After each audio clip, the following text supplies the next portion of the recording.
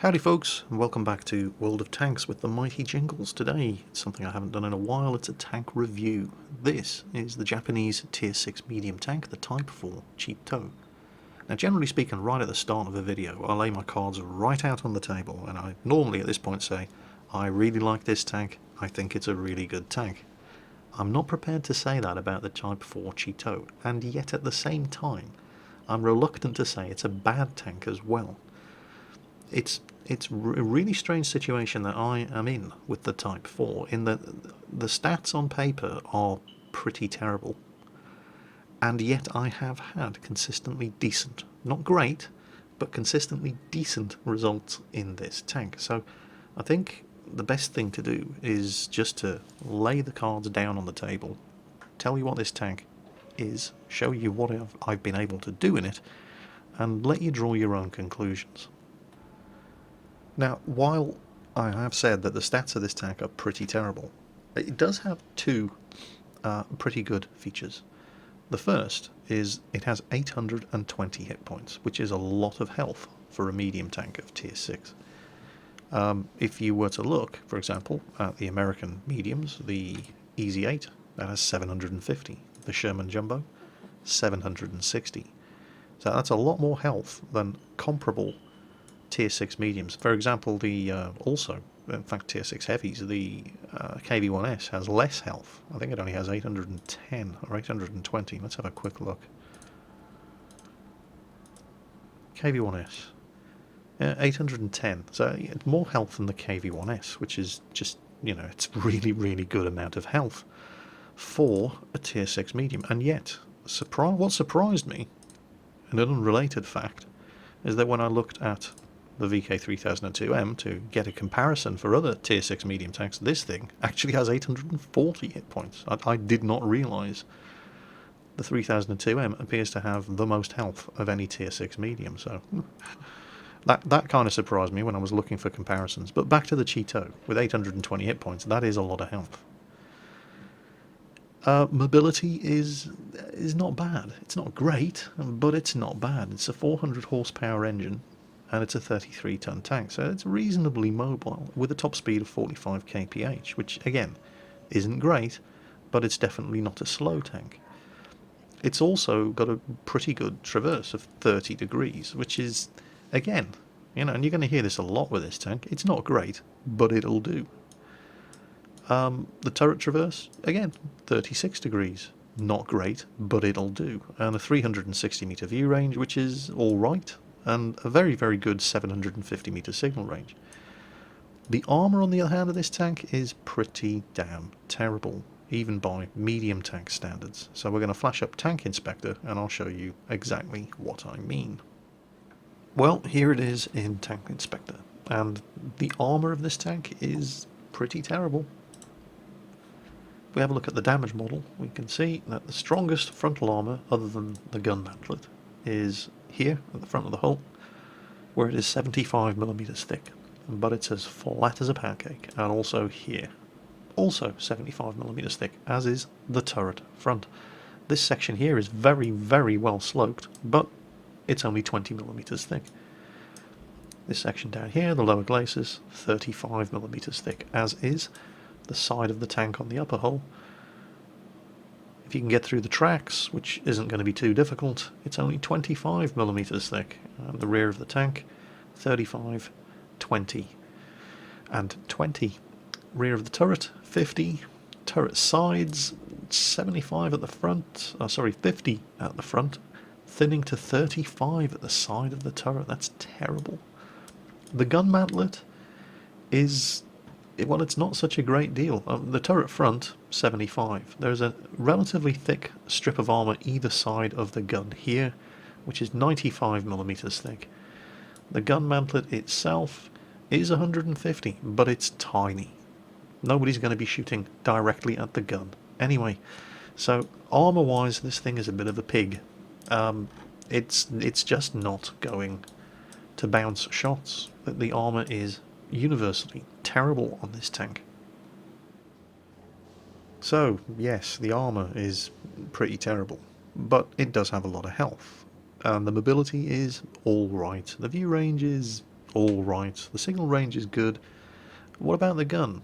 Well, it's only got a choice of two. In fact, if we have a look at the research, you'll see that it's actually pretty straightforward. You've got one gun, one turret, one engine, and one set of suspension, and a bunch of radios. But you're going to have most of these radios anyway. So it's a pretty straightforward grind. You know, it's nothing like the nightmare of a grind that you get on certain other tanks, where you're reduced until you unlock the top turret, reduced to using guns from tanks, you know, tiers below the one that you're currently researching. It's not a painful research grind like on other tanks, like, you know, the VK3001P, for example. So there's that. You know, that's definitely a plus point.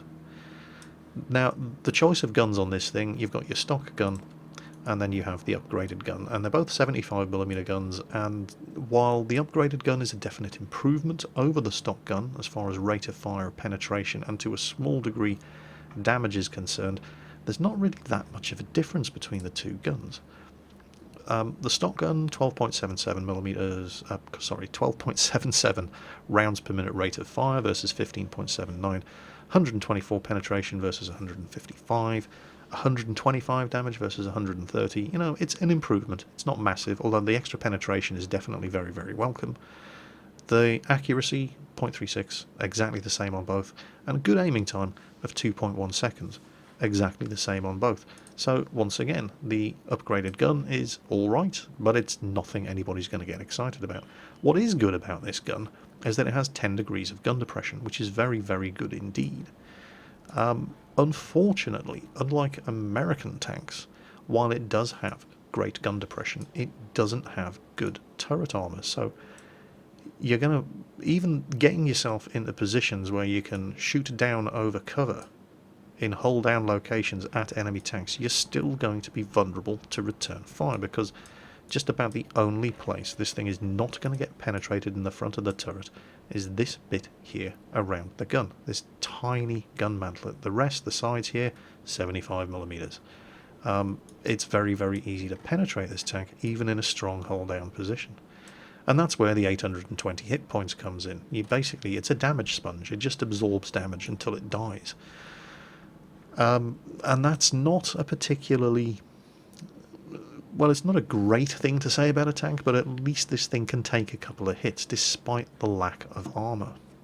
And it is going to take hits because it is absolutely huge. It's a massive medium tank. Compare it, for example, to a tier 7 heavy, like the Tiger. It's the same size as the Tiger. You know, it's a big old target, so having those 820 hit points, you know, it's gonna need them. This thing, you know, you can see this thing coming so far in advance around the corner. You've got time to brush your teeth and comb your hair and make yourself look presentable and ready for it. It's gonna get shot a lot, so, and it's gonna get penetrated a lot because the armor's rubbish, so it's gonna need those 820 hit points.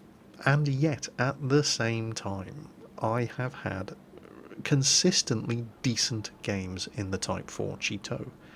I have never yet had that fantastic one great game that really sticks in your mind when you play a tank. Somebody mentions a tank's name and you think, oh, I remember this one game I had in that tank. That hasn't happened yet, but I haven't played many games in it, and this is why I don't want to just rush out and say, yeah, this is a good tank, yeah, this is a bad tank.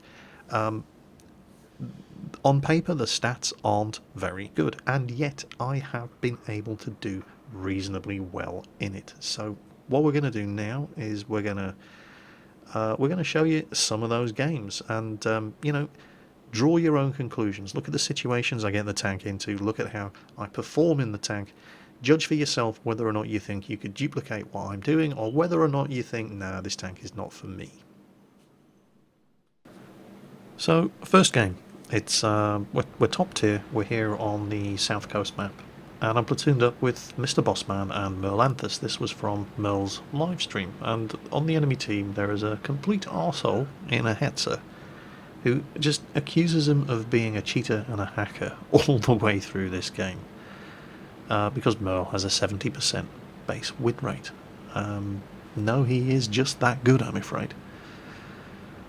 Unfortunately, there's also a tank on our own team who spots me and blurts out in battle chat, not team chat, no, battle chat, so the enemy team's attention is drawn to the fact, as well, that I am in the match. And long and bitter experience has taught me that when that happens, I need to keep my head down for the first couple of minutes in a game, while everybody works the excitement out of their system.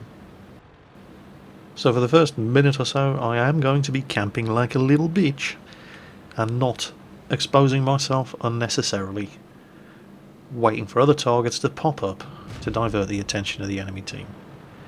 And I'll take a couple of speculative shots first, from cover, into the rather obvious tank destroyer spots, up here, on the ridge, behind the bushes, around the cover of the rock up there. But there's no return fire appears to be coming my way yet. So I'm just waiting for the game to develop. Let other tanks move forward. And there's an ARL who immediately comes under fire. And he's not in a position to spot me. And neither's that guy, so move up. T-3485 coming around as well. Now these guys have taken fire, so their guns are going to be pointing at the targets they can see. I'm pretty sure I haven't yet been spotted. So there's the T-3485. And he found himself in a really, really bad spot there. He's trying to get out of it. Check my flanks, make sure that the guys over on the east haven't been overrun, and I'm not about to be outflanked on the right. Move up, get into artillery cover, because I was probably spotted by the T-3485. Oh, there's a Nashorn up there. That's not good. But the Nashorn is out of line of sight, so I can afford to poke around and take a punt at the ARL.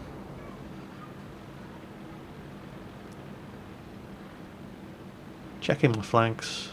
It seems to be secure. We're going to move up. I got Mr. Bossman coming with me in his Cromwell, and there's the Nashorn. Again, my flank seems to be secure, and there's a Hetzer up there as well. Now the Hetzer is going to have to expose a lot of himself in order to be able to shoot down at us over here, so hugging the left hand side, make it harder for them to pop over and take shots down at us. And the Nashorn just, I don't know what he thought he was doing here. He just went full tilt yellow. You don't do that in the Nashorn. Not against two mediums, because you die. So now it's just us and our friend Captain Arsehole in the Hetzer, although enemy artillery is likely to be taking a very keen interest in our well-being, or lack of it. Mr. Bossman, obviously a lot faster than me. Oh, he's spotted Artie. There it is. Puts one into him. And unbelievably, I get the kill. Here comes Captain Arsehole. Blown his tracks off, move forward, and finish him off. Then we concentrate our fire on this Panzer III sitting in the cap circle. Mr. Bossman finishes him off. Meanwhile, Captain Arsehole has reported Mr. Bossman in the Cromwell for hacking, because of course you couldn't possibly kill a Hetzer in a Cromwell unless you were using cheats, right? But we've now found the enemy heavy tanks who are camping the base. Well, of course they are. Where else would you expect to find the top tier heavies? And this is where the health of the Cheeto comes in, because I can quite happily take a hit from the T-150's 107mm gun and then make sure that my next shot goes in. So, I mean, that was a pretty comfortable win against a pretty terrible enemy team, and of course we were top tier. Again, top tier, this time platooned up with circumflexes and pointy-haired Jedi. It's an encounter battle on Lakeville. I've pushed through into the town. The game's just started. Stop to take some opportunity fire. That 2.1 second aiming time really does come in handy in situations like this. T-28 spotted. Unfortunately, he's got circumflexes and a Hellcat sitting in front of him, which is rarely good for your health. And then we move out into the town.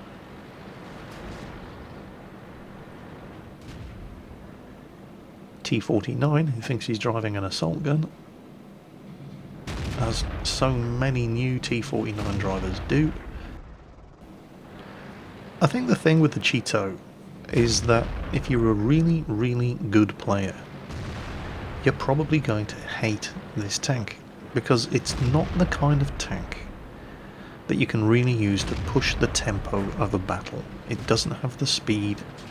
While it's not slow, it's not fast enough. It's not manoeuvrable enough while not being a sluggish tank. It certainly doesn't have the armour to bully your way forward and take the hits. You can't really control the pace of a battle in the Cheeto the way you can in, other tanks. Heavily armoured tanks like the E75 can really command the pace of a battle at the front line. Very manoeuvrable and fast medium tanks with good guns like the T54. You can carry games with relative ease in tanks like that you just cannot really do in the Type 4 Cheeto. It just doesn't excel enough in any one department to be able to push the pace of a battle without getting yourself killed. And so really, really good players, the kind of players that like to be able to dictate the terms of the fight, if you like, to take the initiative. This is not a tank that you can really do that in. It's very much a classic medium tank. It's a support tank. But it does have a lot of health, which means in situations like this, bar the 38T, KV1 and a Churchill, I can afford to sit here and trade shots. Taking the easiest kill first to reduce the number of guns firing back at me. Don't really need to worry about the Churchill. He's stuck, he's panicking. Take my time. Bang, they're all dead. I lost some health, but the Cheeto has the health to be able to get into situations like that and win. Of course, doing that sort of thing at the start of the game, when you don't know how much you're going to need that health pool towards the end of the game, you don't know what you're going to face at the end of the game, would have been dumb. But in this situation, when that was the vast majority of the enemy tanks who were remaining, I could afford to rack up some damage on those tanks and take a bit of damage in return, because the only thing the enemy team have left is their artillery. So, if it helps, you could think of the amount of health you have remaining in the Cheeto as an indicator of how brave you can afford to be. But those two games we were top tier, and managed to do, again, not spectacular. Anything between 12 and 1500 damage is what I'm used to doing in a match in the Cheeto. But those two games we were top tier. This, on steps, it's an encounter battle, tier 7 match. It's me, Circon and Jedi again. In fact, I think this was the very next game that we played after the Lakeville match, because I was stupid enough to say, I've never really had a bad game in the Cheeto yet, and they said, oh, we're going to put that to the test. So we played another one, and this was the game that we got. So, challenge accepted. And the health that the Cheeto has is, it's all relative. 840 is a good amount of health. It's a very good amount of health for a tier 6 medium tank in a tier 6 game. It's not so much in a tier 7 game, and it's nothing in a tier 8 match. It's important that you don't get carried away and think that you can afford to take lots and lots of hits. It depends entirely on the tier of the match that you're playing in. It's not like you're driving a TOG, which has the same health as a tier 8 heavy. 840 is a decent amount of health, but it's important that you don't waste it, particularly when you're not top tier. It's also important to remember that your gun really doesn't do much damage up front, and you have to maintain sustained fire at targets to kill them, and while you're doing that, this tank is always vulnerable to return fire. So it's very important that you do try to stick together with friendly tanks when you're driving the Type 4 Cheeto. Murphy's Laws of Combat does state, never underestimate the value of teamwork. It gives the enemy something else to shoot at. And that definitely applies when you're driving this thing, particularly when you're not top tier. Now, there was a T-34-1 with me, and I haven't been abandoned. You know, there are still other tanks to my left flank, but I am now the only tank shooting around this corner, and this is actually a good thing. If there was a whole cluster of us taking turns to pop out around this corner, all of those enemy tanks at the other end of this road would be pre-aimed on this corner, waiting for each tank to pop out. Because I am the only one, this gives me options. So what you can see happening here is there are all of those other tanks on the high ground over to my left. And all the time I am not poking out around this corner, those guys at the end of the road are getting bored, and their attention is being diverted by the bright shiny tanks over to my left, which means that I can afford to wait, not immediately pop out as soon as I'm reloaded. And while all their guns are pointing the other way, I can pop out and take a shot, because there are no other tanks with me competing to fire around this corner, making those enemy tanks concentrate their fire on this corner. So I pop out, I take a shot, I back up, I reload, I wait, I disappear off their radar. They get bored, they start shooting elsewhere, I can pop out again and repeat the process. And also, because most of those other friendlies on my left are the ones attracting the attention of these enemy tanks, in order to shoot up at those guys on my left, from around that corner at the other end of the road, all of these guys have to extend further and further across, giving me a whole big line of targets to shoot at. And if I concentrate my fire on the one furthest over to the right of the line, I can basically whittle him down while remaining in cover from all of his friends.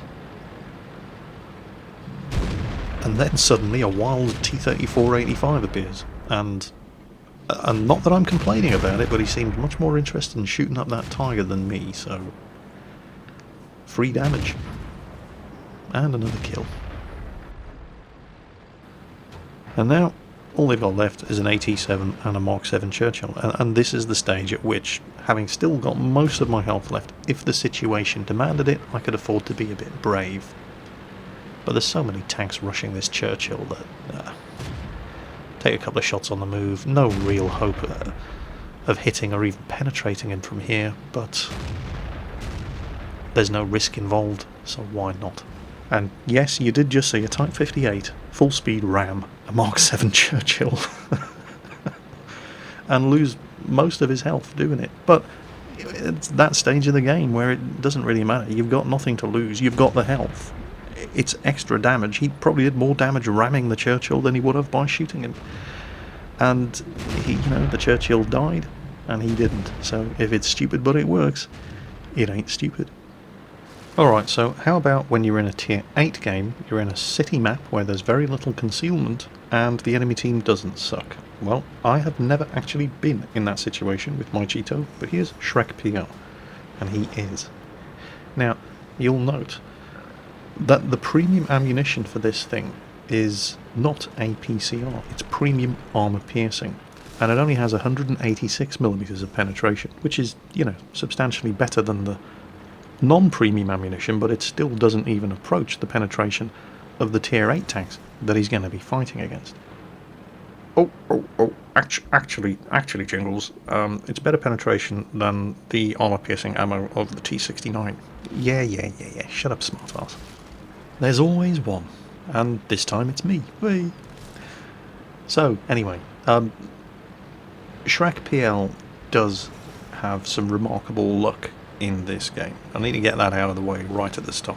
But at the same time, good players put themselves into positions where lucky things are going to happen for them. You'll see what I'm talking about as this battle unfolds. Lucky things rarely happen to people who sit in the open shooting at the front of hull-down Yag Tigers, for example. But lucky things do tend to happen to people who always aim at the engine of enemy tanks, or the lower glacis of Yag Tiger 88, and then get the hell out of there before he can return fire. So, he's got a Yag Tiger 88 in front of him, and it looks like he's trying to put himself into a side-scraping position, but the side armour of this thing? No. Yag Tiger takes another shot, and there was so little of Shrek's tank showing that was a guaranteed miss. But Shrek very wisely decides that side-scraping against 88mm German guns in this thing is not the best use of his resources. So he goes looking for easier targets. Nothing down that road. Spots an E25 up in front of him, who looks like he's about to get the attention of the enemy T69, so he comes around and back him up. Remember, teamwork gives the enemy something else to shoot at. T69 has 4 shots in its autoloader. He's fired 2, he's fired 3. He's killed the E25, but now he's empty. And every single shot that Shrek is putting into this guy has either gone into his tracks to immobilise him, or his engine block to set him on fire, and he is rewarded with an engine fire for loads of extra damage, and his first kill, tier 8 medium. But he doesn't hang around. He looks at the map and he spots flanking opportunities on that cluster of enemy tanks heavily engaged in the centre of the town over there on his left. Comes around, stops, looks, checks to make sure that his own heavies aren't being outflanked, moves up, and there's another engine shot, sets on fire to the Jagdtiger 88, takes him out with 1 shot. Now, Mark 7 Churchill, he's got his premium ammunition loaded. With the standard ammunition, turret shots at a Mark 7 Churchill only going to really penetrate half of the time. With the premium ammunition, he's guaranteed to penetrate as long as you can hit him, but you don't really want to be getting into a situation where you're trading shots with a tank like that in the Cheeto. So he's using the only solid cover available to him, this statue. He's disappeared from that guy's radar. Lots and lots of concealment. He's waiting to see if anybody else pops up. Nothing there. Gets around the corner. Goes looking for flanking opportunities instead. And that's what you really need to be doing in this tank. It's not particularly fast, but it's got enough mobility that you really should be using it. And instead of just sitting up in a position where the enemy tanks are going to be pre-aimed and waiting for him to appear again, instead he goes around the flank, looks for better shots at those targets. However, he's always got one eye on the map as well, and he's looking at the health of those remaining enemy tanks there, and he's realised that, nah, waste of time, they're going to be dead before I get there. On the other hand, there's still a Black Prince and an Indian Panzer over in the northeast side of the map, who are unlocated. Far better use of his resources is head north, swing east, and see if he can get eyes on these guys.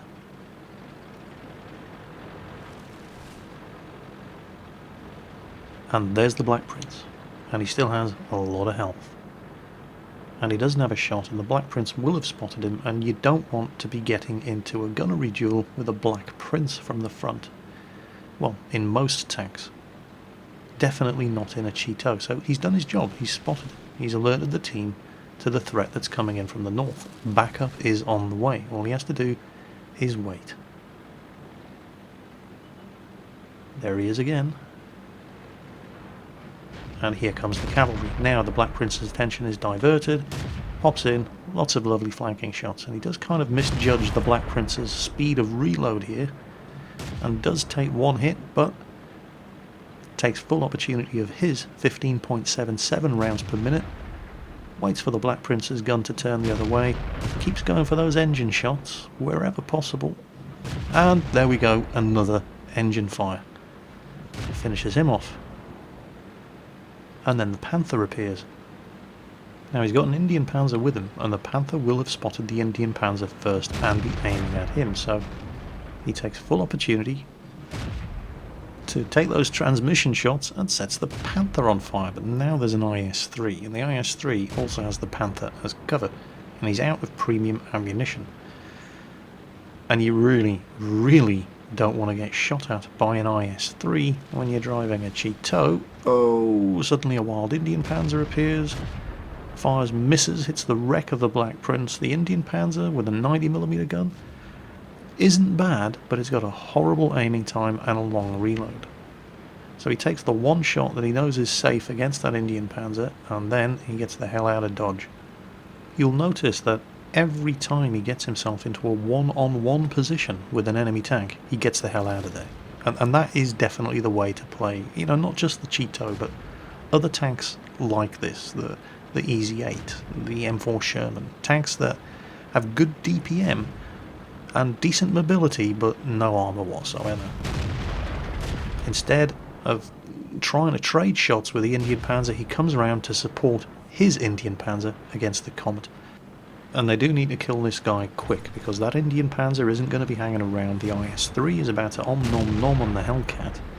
And there, the Indian Panzer's arrived. And he was going to back up around that building to take out the Comet from the side, but no.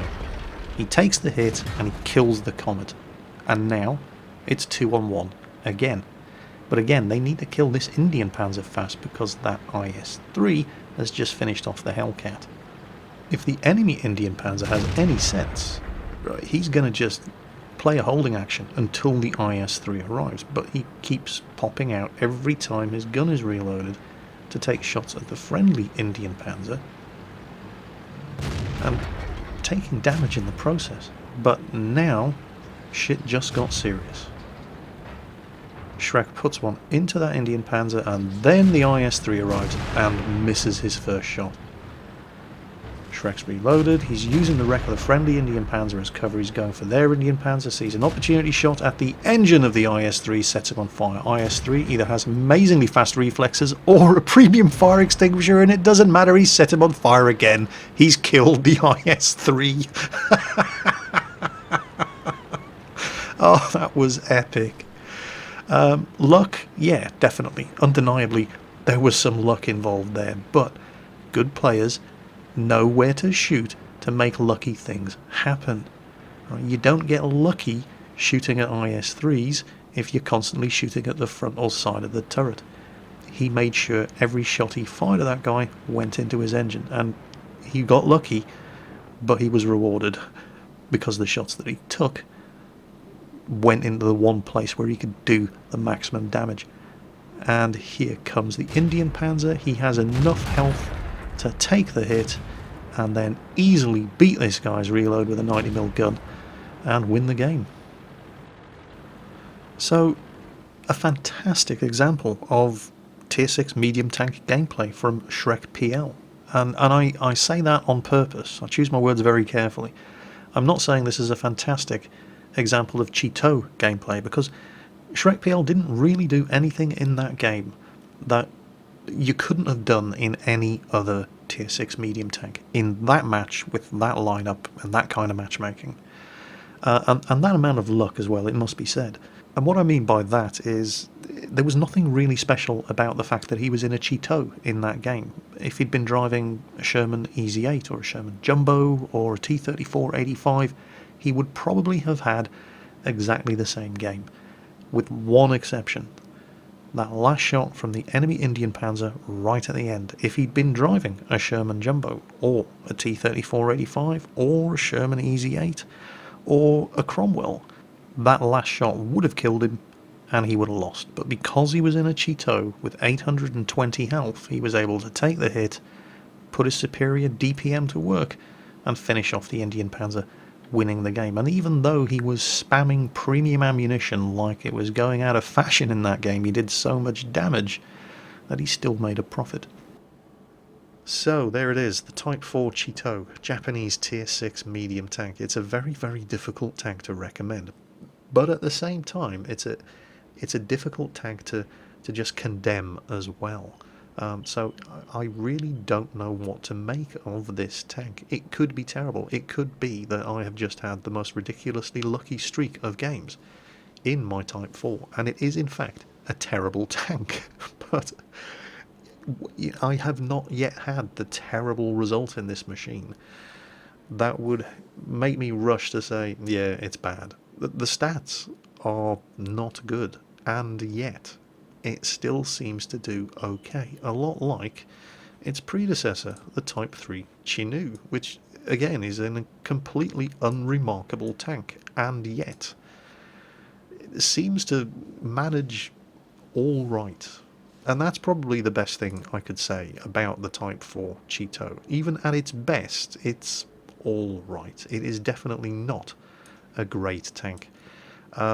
So much so that you can see, compared to my other Japanese medium tanks, which I have put camo on, I haven't bothered putting camo on the Type 4 Cheeto, because notwithstanding the decent results I've achieved in it, I don't think I'm going to be keeping it, and that probably tells you everything you need to know.